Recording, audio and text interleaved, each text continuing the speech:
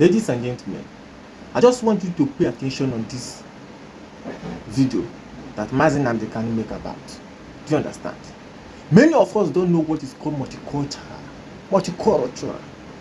Just listening to this video, you will learn a lot. Do you understand? We need to be enlightened. We are deceived by the leaders. In fact, what should I call it? How should I put the word? Should I put it in nonsense leaders or what? But this man here is here to enlighten your brain and tell you what you have never known about. Do you understand? May God bless this man, protect him. Wherever he is, God will keep on protecting him. And I believe God Almighty, who created heaven and earth and the sea, will deliver him from the hands of the enemies. Shame unto Nigeria. Build your churches if you want. I think they've not started to allow churches to be built. But it is never, never a multicultural society. Japan is not a multicultural society. China is not. They can accommodate you. But that doesn't mean they are This is the type of nonsense they feed Africans. And we fall for that very gimmick of multiculturalism. At the end of the day, you end up with a useless contraption like Nigeria. You don't have any value system that anybody anywhere can define. If I talk about the USA, I can talk about hamburger in the USA. We can talk about, what else do they have in the USA? Hamburger, you can talk about, what's it called? What are the traditional dishes? Apple pie and all the rest of it. You can say that these are American dishes. If you go to the UK, you can talk about maybe mashed potato and bangers and mash, which is sausage and mashed potato as their national meal. That's understandable. But I ask you, if you come to Nigeria, what is the national dish of Nigeria?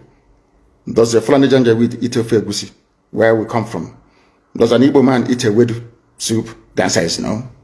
So on what basis is all this so-called multicultural foundation going to be laid upon? On what? We are not one people. We may be black, we may be Africans, but we're not one people. Not even one religion. If Britain cannot stay in an EU that is entirely Christian, EU is entirely Christian. Britain left. Nigeria, you don't know if Nigeria is Christian or in fact is Islamic. So for me to accept the multiculturalism being preached by the US ambassador, I have to embrace Islam as my religion. That's what it means. And some of you get taken in by all this rubbish. And I feel sorry for you. Yeah, sometimes when I say this, I'm being very arrogant. If you are educated, you will understand that no nation is multicultural. They allow other cultures to come in. It doesn't mean they're multicultural. They have a viable space where multicultural ideas or identities can thrive. But the foundation has to be monolithic. It has to be one dominant value system and ideology. That's how it is all over the world. Don't let anybody fool you otherwise.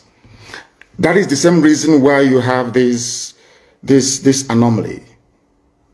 In a so-called republic, you have royal fathers in a republic.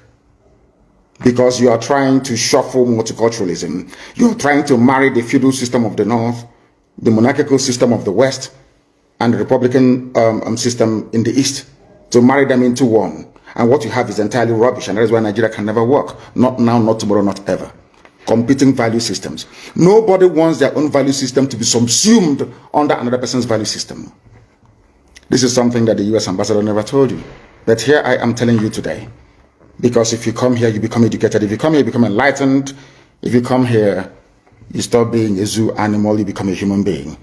That is why we are the largest and, of course, the most consistent broadcasting platform insofar as Africa is concerned, right across the world.